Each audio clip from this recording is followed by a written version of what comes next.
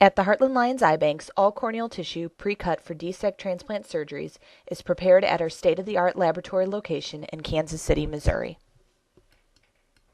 To prepare for the procedure, the laminar flow hood, where the entire cutting procedure is done, is cleaned and sanitized.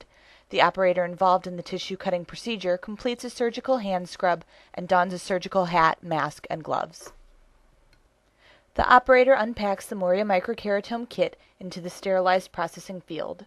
The operator then arranges all instruments that will be necessary to complete the procedure onto the sterile field.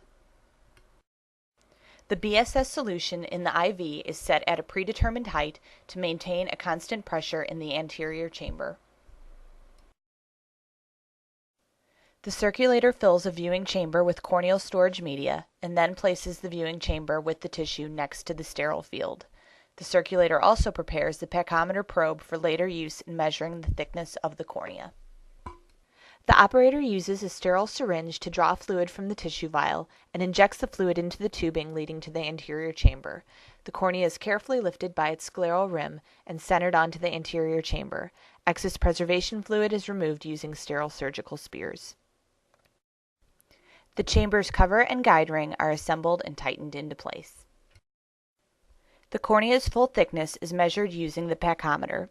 The thickness reading helps the operator to determine if the epithelium should be removed from the cornea.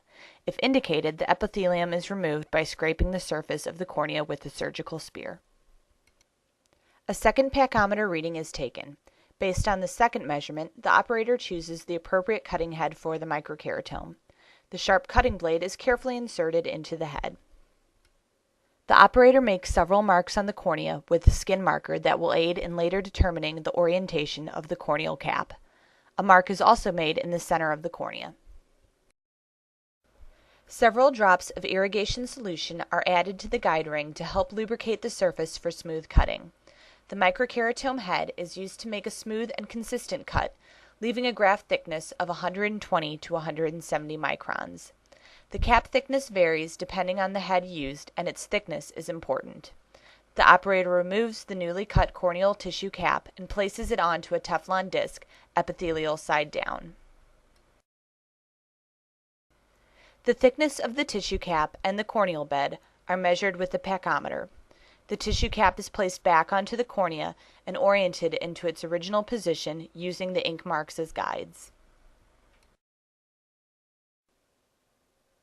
The cornea is then carefully removed from the anterior chamber using a fountain unloading method to ensure that the endothelium is not harmed during the removal process.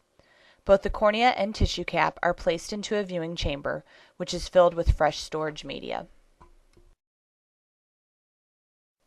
Tissue is then examined under a slit lamp and specular microscope to ensure that it was not harmed during the procedure and still meets the Heartland Lions Eye Bank's criteria for EK tissue.